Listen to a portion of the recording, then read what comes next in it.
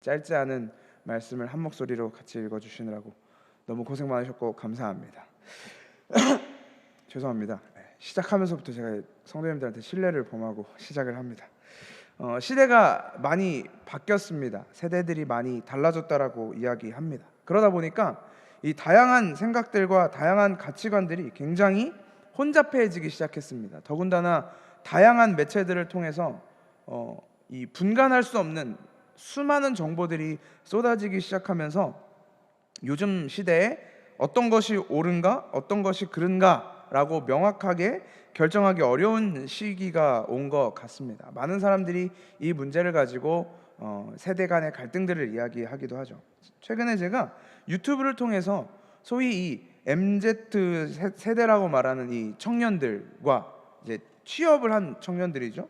그리고 그 직장 상사들, 그러니까 실제 상사는 아니고 이제 상사의 위치에 있는 어떤 이 분들이 나와서 토론을 하는 이 프로그램 한번 본 적이 있습니다. 그 오은영 씨께서 나오셔서 어떻게 보면 이제 중재자의 역할을 해주셨고, 이제 그들이 다양한 이야기들을 했었는데 그 주제가 뭐였냐면 이 출근과 근무 시간에 대한 자신들의 의견을 서로 피력하는 것이었습니다.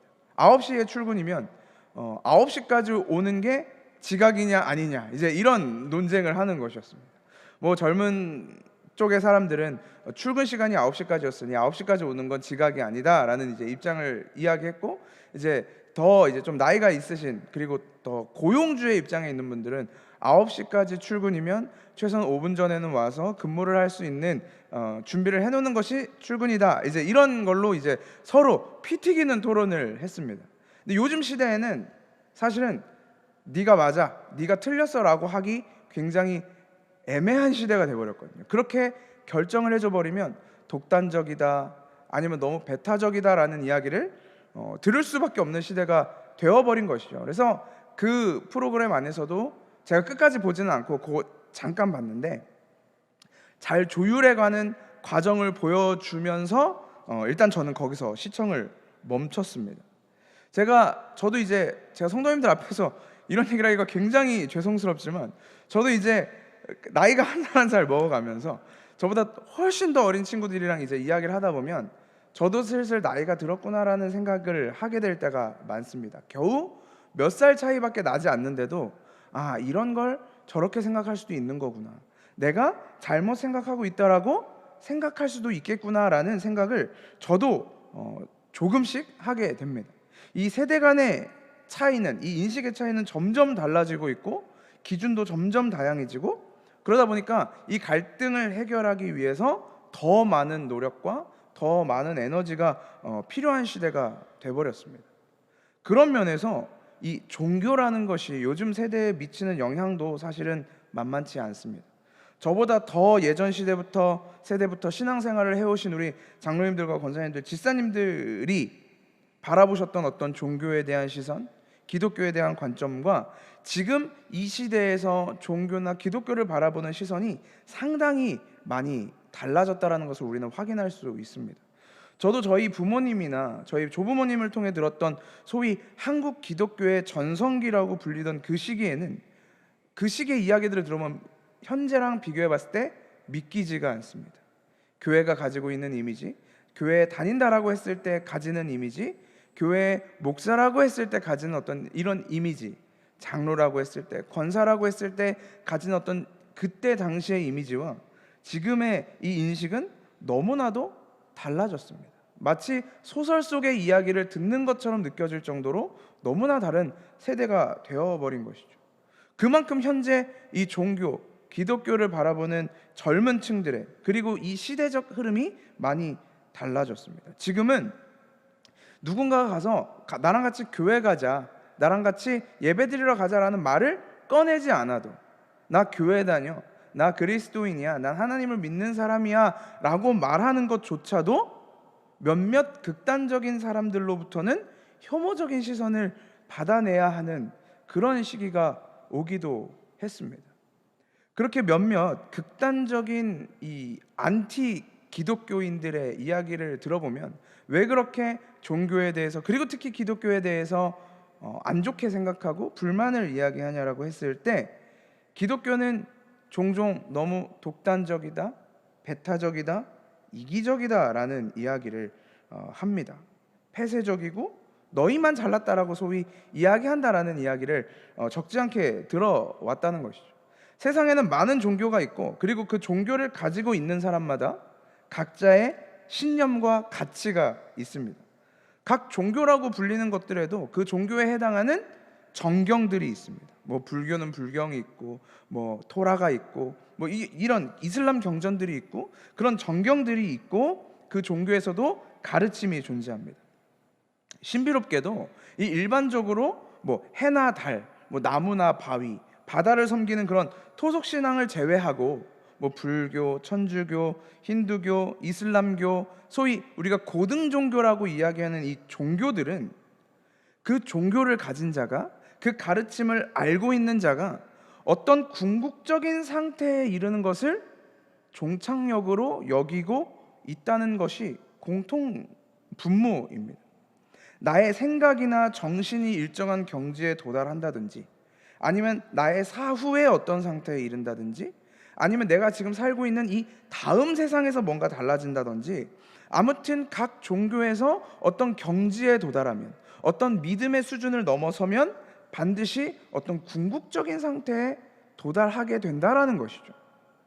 이것이 일반적인 종교들이 가지고 있는 궁극적인 상태입니다. 그러다 보니까 많은 사람들이 기독교에 대해서 뭐라고 이야기하냐면, 야, 우리도 그런 구원의 상태를 이야기한다. 우리도 구원을 이야기하고, 우리도 우리 나름대로의 구원이 있다. 그런데 기독교 너네는 이상하게 너네에게만 구원이 있다라고 왜 이야기를 하냐라는 것들이 일반적인 기독교를 싫어하는 사람들의 논리입니다. 그들은 그래서 기독교를 배타적인 종교, 이기적인 종교, 폐쇄적인 종교라고 이야기합니다. 이 갈등은 점점 더 벌어질지도 모릅니다. 그런 상황에서 기독교인들은 선택을 해야 하는 때가 올 것입니다. 이 갈등을 어떻게 할 것인가? 이 갈등을 어떻게 조율해 나갈 것인가? 저는 그런 면에서 기독교가 참 어려운 부분에 당면에 있다고 생각합니다. 왜 그러냐면 그 갈등은 조율해 줄 수 있는 부분이 아니기 때문입니다. 성경은, 그리고 하나님의 말씀은 구원은 오직 그리스도에게만 있다고 가르쳐 주고 있습니다. 그리고 이 자리에 앉아 계신 성도님들도 그 사실을 믿고 계실 것이라고 생각합니다. 모든 사람이 도달하고 싶은 궁극적인 구원이 있고, 불교는 불교 나름대로, 천주교는 천주교 나름대로, 힌두교는 힌두교 나름대로의 가치를 통해 궁극의 자리에 도착한다고 그들은 믿지만, 기독교에서 말하는 하나님의 말씀은 오직 예수 그리스도를 통해서만이 구원을 얻을 수 있다라고 이야기하고 있기 때문입니다. 그렇기 때문에 이 갈등은 도무지 줄어들 수가 없는 간극인 것입니다. 시대의 흐름과 분위기에 맞게, 맞아, 우리한테는 그게 맞는데 너네한테는 그게 맞을 수도 있어, 나한테는 맞지만 너한테는 틀릴 수도 있어, 그러니까 너는 그걸 선택하면 돼 라는 사회적 분위기 속에서도 진리는, 하나님의 말씀은 더 이상 그들에게 양보할 수 없는 진리이기 때문입니다. 진리라는 것은, 사실이라는 것은 사회적 분위기나 또는 사람들의 요청에 의해 변화할 수 있는 것이 아닙니다. 진리가 사람들에 맞춰 변하는 것이 아니라 사람이 진리에 맞게, 성도가 진리에 맞게 변화해야 하는 것입니다. 성도가 진리를 향하여 서야 하는 것입니다. 그렇기 때문에 때로 기독교인들은, 이 진리를 가지고 있는 자들은 세상 전체를 등지는 한이 있더라도 붙들어야 하는 진리와 구원이 있습니다. 그 진리와 구원의 핵심, 성경이 이야기하는 진리의 핵심은 오늘 우리가 다뤄야 하는 이 십자가 사건입니다. 그렇기 때문에 기독교는 몇몇 사람들의 말을 빌리면 종교가 아닌 것이죠. 기독교는 종교가 아니라 진리입니다. 기독교의 오랜 역사 속에서도 다양한 관점들과 성경에 대한 해석들이 쏟아져 나왔습니다. 그런 과정에서 이단에 대한 공격도 적지 않았죠. 굉장히 오랜 이단의 역사들이 있습니다. 하나님의 삼위일체에 대해서 도전하는 이단들, 예수님의 인성에 대해서 도전하는, 예수님의 신성에 대해서 도전하는, 구원에 대해서 도전하는, 예수 그리스도의 죽음과 부활에 대해서도 끊임없이 공격을 받아왔습니다. 그런 숱한 공격과 위기 속에서도 지켜온 하나님의 말씀, 기독교의 핵심이자 가장 중요한 사건이라도 볼 수 있는 것이 바로 이 십자가 사건이기에 우리는 더더욱 이 말씀 안에서 십자가 사건이 무엇인지 단순히 우리가 아는 것, 지식적인 것에 머무를 것이 아니라 저와 여러분의 믿음 안에서 고백되어지는, 그리고 경험되어져야 하는 순간이라고 저는 생각합니다. 기독교는 결코 이 십자가 사건과 분리되어 생각할 수 없습니다. 성경의 전체 역사는 이 십자가를 향하여 달려오고 있었습니다. 십자가 사건이 죽은 자가 살아서 성도가 될 수 있는, 성도를 되게 하는 유일하고도 완벽한 사건입니다. 십자가가 없었다면 이 하나님의 사랑의 이야기는 종결될 수 없었다라는 것입니다. 이 십자가는 하나님의 완전한 사랑을 보여주는 사건이고 하나님의 완전하신 지혜가 드러나는 사건인 것이며 저와 여러분에게 부어주신 값없는 은혜의 현장입니다. 하나님이 우리를 살리시는 이 구원과 은혜의 현장, 그 현장은 십자가가 세워진 오늘 본문의 골고다에서 세워집니다. 완성됩니다. 거기서 이루어집니다. 그러나 그 골고다 이전에도, 그 골고다 이후에도, 그리고 그 골고다가 아닌 다른 여러 곳에서도 이 구원의 이야기는 펼쳐지고 있었습니다. 오늘 저희가 함께 꽤 긴 시간 읽었던 그 본문은 십자가 사건이 발생하기 전에 구원받은 한 인물을 소개하고 있습니다. 그 인물이 바로 오늘 본문 속에 등장했던 바라바라는 인물입니다. 예수님은 유다에 의해 팔리시고 병정들에 의해 잡혀오신 다음에 계속해서 신문을 받으셨습니다. 예수를 계속해서 신문하던 빌라도는 예수님에게서 어떠한 죄도 찾지 못했습니다. 이 사람이 왜 잡혀온 것이지? 내가 이 사람에게 어떤 죄명을 부여해야 하지? 계속 신문했지만 발견하지 못했습니다. 오늘 마태복음에 등장하진 않지만 누가복음에서는 예수의 죄를 찾지 못해서 헤롯에게 보냈다가, 헤롯도 찾지 못해서 다시 빌라도에게 보냈다가, 이런 일들도 누가복음에서는 기록되고 있습니다. 그만큼 이들은 재판장 안에서 백성들이 고발했던 신성 모독의 죄목, 그리고 밀란의 근거도 찾지 못했다라는 것입니다. 그래서 이 사람을 도대체 어떻게 해야 하냐, 이 사건을 내가 어떻게 처리해야 하나 고민하고 있는데, 머리를 감싸고 있는데, 쥐어뜯고 있는데, 심지어 자기의 아내가 사람을 보내서 뭐라고 이야기하냐면, 내가 이 사람 때문에 꿈자리가 좀 사나웠으니까 그냥 내버려 두십시오, 그냥 내버려 두십시오라는 이야기까지 들립니다. 이 빌라도가 이 숱한 환경 속에서 어떤 고뇌를 했을지 혹시 조금 이해가 되실까요? 저희는 사도신경에서 고백하는 것처럼 본디오 빌라도에게 고난을 받으사 십자가에 못 박히신 예수님을 항상 묵상하다 보니 빌라도는 나쁜 사람, 부당한 재판을 해버린 사람이라고 이야기하지만 사실 빌라도가 가지고 있었던 이 절규와 이 괴로움과 이 고민의 기간도 결코 쉽지 않았을 것이라는 생각이 들게 됐습니다. 이 상황을 상상해 보면서 아무리 봐도 이 사람을, 예수를 죽일 만한 죄도 없고 근거도 없고, 그래서 놓아주고 싶었는데 놓아주었다가는 이건 밀란이 일어나겠다, 이거는 이제 사람들이 들고 일어나겠다라는 분위기가 형성이 되어버렸습니다. 그래서 오늘 빌라도가 내어놓은 계책이 무엇이었습니까?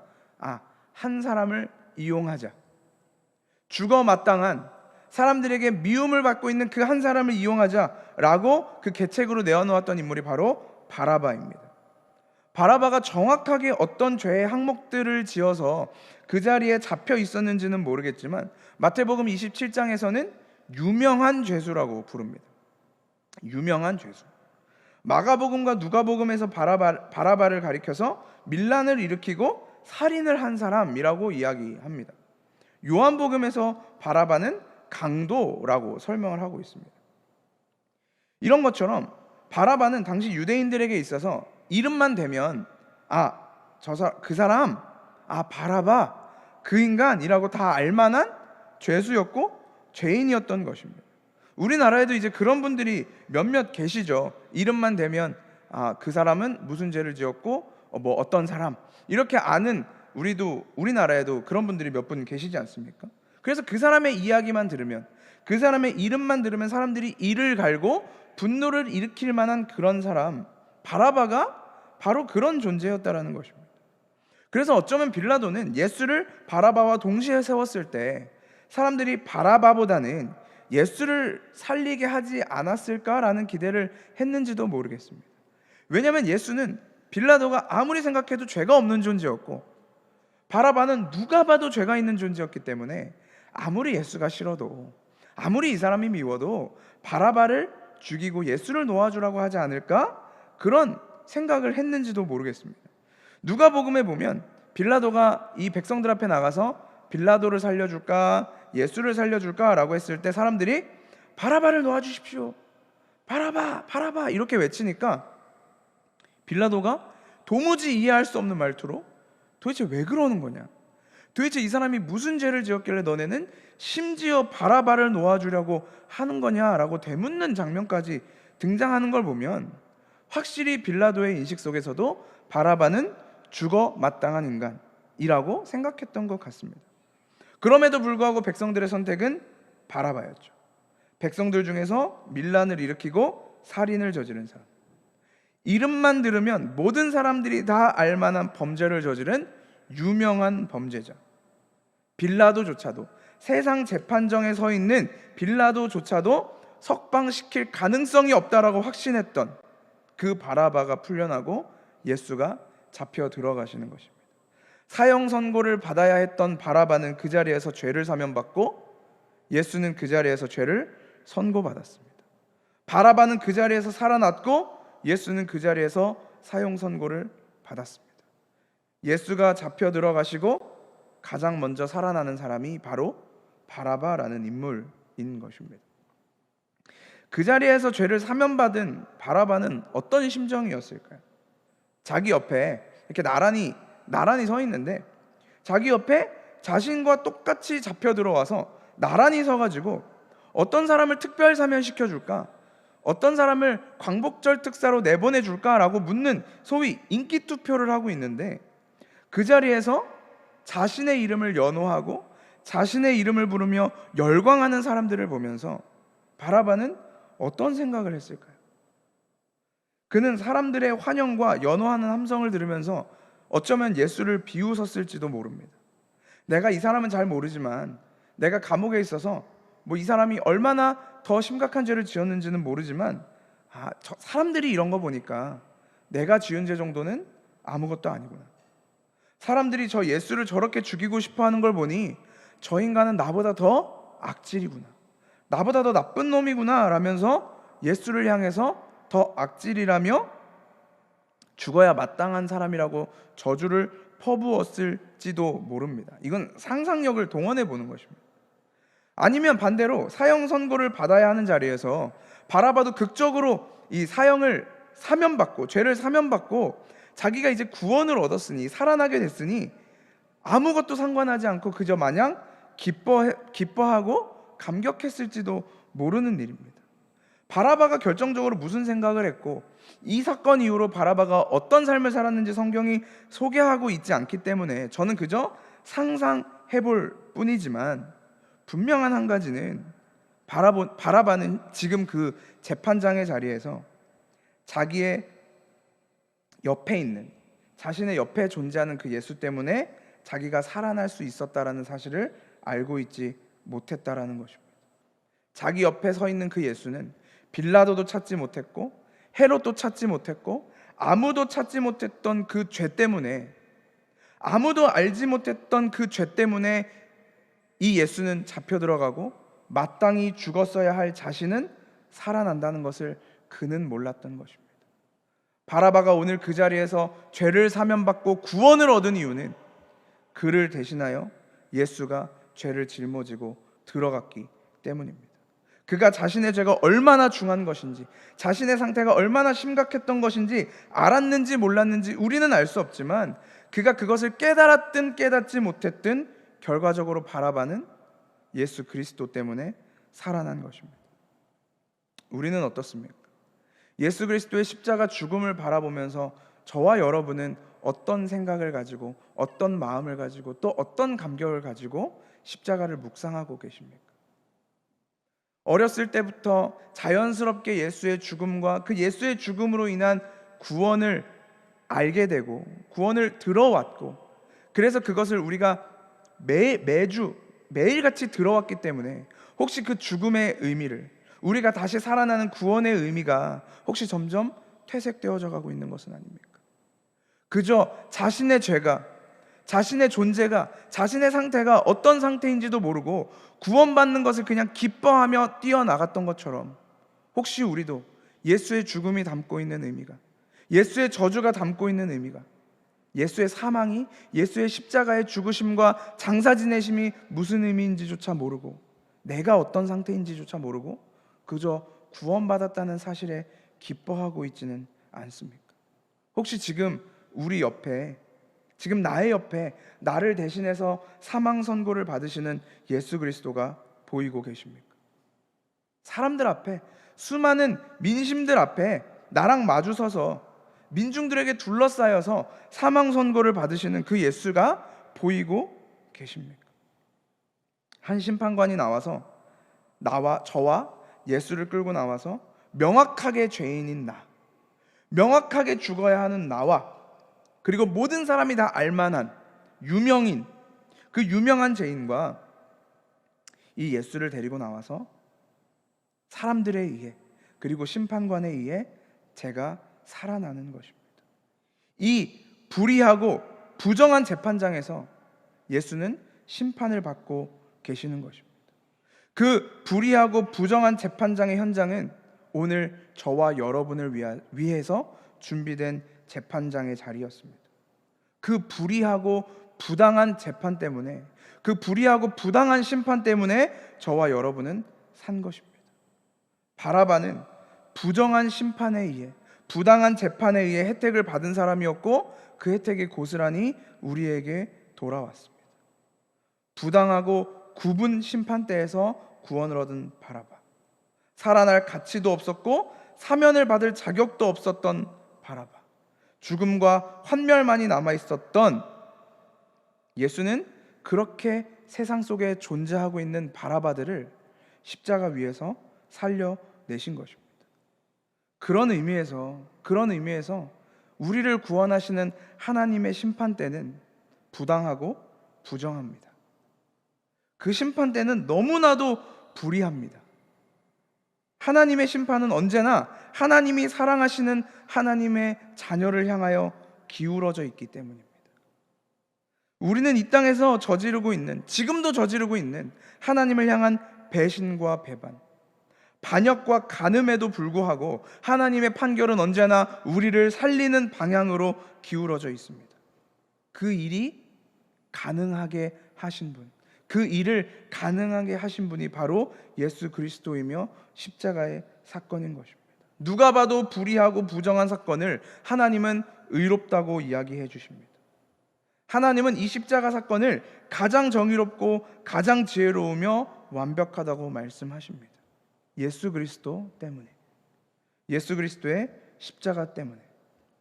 내가 너희를 다 죽여버리겠다, 내가 너희를 다 멸망시키겠다, 내가 너네를 다 이 지면에서 다 쓸어버리겠다 라고 불같이 화를 내시다가도 우리를 대신하여 중보하고 계시는 그 중보자 그리스도 때문에 어떤 재판정보다 부정하고 불의했던 판결은 가장 공의로운 판결로 결론이 나버린 것입니다. 그렇게 바라바가 재판정에서 구원을 받고 나서, 예수가 십자가에서 사형을 선고받고 나서 예수를 십자가에 못 박으라고 외쳤던 바리새인들과 서기관들, 대제사장들은 빌라도의 결정에 찬사를 보냈을 것입니다. 빌라도의, 그들에게 있어서는 빌라도의 지혜로운 결정과 공의로운 심판에 박수를 보냈을 것입니다. 그런데 하나님의 일하심은, 하나님의 방향은 그들의 의도와는 전혀 달랐습니다. 그들은 빌라도를 향하여, 구원받은 바라바를 향하여, 그리고 이제 죽음을 당할 예수를 향하여 환호와 열광의 찬사를 보냈지만, 영광을 돌렸지만, 하나님은 그 박수를 뒤바꾸어 우리를 대신하여 죽으시는 예수 그리스도를 향하여 돌리게 만드셨습니다. 우리의 찬양과 영광은 그 십자가를 지고 가셔야 할 그 예수를 향하여, 그가 죽으시고 나를 살리시는 그 구원의 현장을 향하여 예수님을 바라보며 찬양과 영광을 돌리게 하십니다. 그렇기 때문에 기독교가 독단적이라고 하더라도, 기독교가 배타적이라고 이야기하더라도, 폐쇄적이고 이기적이라고 하더라도 우리의 찬양은 오직 한 분 예수 그리스도에게만 향할 수밖에 없는 것입니다. 우리는 세상 누구에게도 이 사실을 양보할 수 없습니다. 양보해서도 안 됩니다. 심판대 앞에서 구원받은 바라바에게 너는 왜 너만 구원받았다고 이야기하냐? 너는 왜 너만 살았다고 이야기하냐? 너만 왜 무죄 받았다고 이야기하냐? 넌 참 이기적이구나. 너는 배타적이구나 라고 이야기해도 바라바가 이야기할 수 있는 건 단 하나밖에 없습니다. 거기서 구원받은 사람이 나야. 나를 대신해서 잡혀 들어간 사람이 예수야. 그 사람 때문에 내가 산 거야 라고 말할 수밖에 없는 것입니다. 그것이 저와 여러분이 하나님의 완전하신 사랑에 의해 받은 구원인 것입니다. 그렇게 죽어야만 했던 세상의 모든 바라바들의 인생이 이제 변화되었습니다. 그게 십자가 사건, 십자가에서 예수 그리스도가 죽으신 이후에 일어난 사건입니다. 저희가 오늘 너무 길어서 마지막까지 읽지는 않았지만 예수 그리스도가 숨을 거두신 이후에 어떤 사건이 일어나냐면 성전의 휘장이 찢어지는 사건이 일어나게 됩니다. 성전의 휘장은 어떤 목적을 위해서 존재했었냐면 이 지성소와 성소를 구분하기 위해서 존재했습니다. 그 지성소는 하나님에게 기름을 부음 받은 대제사장만 1년에 한 번 지성소로 들어갈 수 있었습니다. 그 지성소에서 하나님이 거하신다고 믿는, 하나님이 임재하신다고 믿는, 하나님의 은혜가 머문다고 믿는 그 지성소에 1년에 단 한 번 대제사장만 들어가서 백성들의 모든 죄를 짊어지고 그 자리에 내어놓습니다. 그러면서 하나님, 백성들의 죄를 용서하여 주십시오 라고 대제사장이 들고 들어가면 그 대제사장을 통해 백성들의 죄가 용서받는 것이죠. 그런데 예수 그리스도가 죽으신 이후에 그 휘장이 위에서부터 아래로 반으로 찢어졌습니다. 지성소와 성소를 나누던 구분이 완전히 사라져 버렸습니다. 그 전에는 대제사장만 휘장을 건너 하나님의 임재, 하나님의 거룩함의 상징 지성소에 들어갈 수 있었는데 예수 그리스도가 십자가에서 죽으시고 휘장을 찢으시면서 자기의 몸과 함께 그 휘장을 찢으시면서 이제는 누구나 구원받은 바라바들은, 구원받은 자들은, 예수 그리스도의 믿음 안에 있는 자들은 하나님의 거룩하심 안으로 들어갈 수 있게 된 것입니다. 하나님의 은혜의 보좌 앞으로 다가갈 수 있게 된 것입니다. 이제는 대제사장이 아니더라도, 이제는 누군가가 나의 죄를 대신 들고 가는 것이 아니라 내가 하나님 앞에 나의 죄를 들고 나가서 내가 하나님 앞에 대면하여 마주하면서 나의 죄를 하나님 앞에 내어놓고 고백할 수 있게 되는 것입니다. 그것이 바라바들의 현실입니다. 유일한 중보자이신 그리스도를 통하여 우리는 이제 하나님과 대면하여 만나는 영광을 누리게 되는 것입니다. 예수의 죽음이, 예수의 십자가 죽음이 가져다준 그 생명, 죽지 않아도 되는, 안 죽어도 되는, 아니 죽을 수 없는 생명이 우리에게 주어졌습니다. 예수의 십자가가 우리에게 전해준 그 진정한 자유와 진정한 기쁨과 완전한 기쁨과 우리의 영혼에 다가온 그 평화가 무엇인지를 우리는 십자가 사건을 통해서 깨닫고 경험할 수 있게 되는 것입니다. 우리가 바로 구원받은 바라바임을 고백하면서 예수 그리스도가 나 대신에 잡혀가심으로, 사망 선고를 받으심으로 내가 생명의 선고를 받았다라는 것을 우리가 십자가 사건을 통해 바라보며 그 사실을 고백하며 온전한 찬양과 영광을 오직 하나님 한 분, 오직 예수 그리스도 한 분께만 우리의 찬양과 영광을 내어놓게 되는 저와 여러분이 될 수 있기를 주님의 이름으로 소망합니다.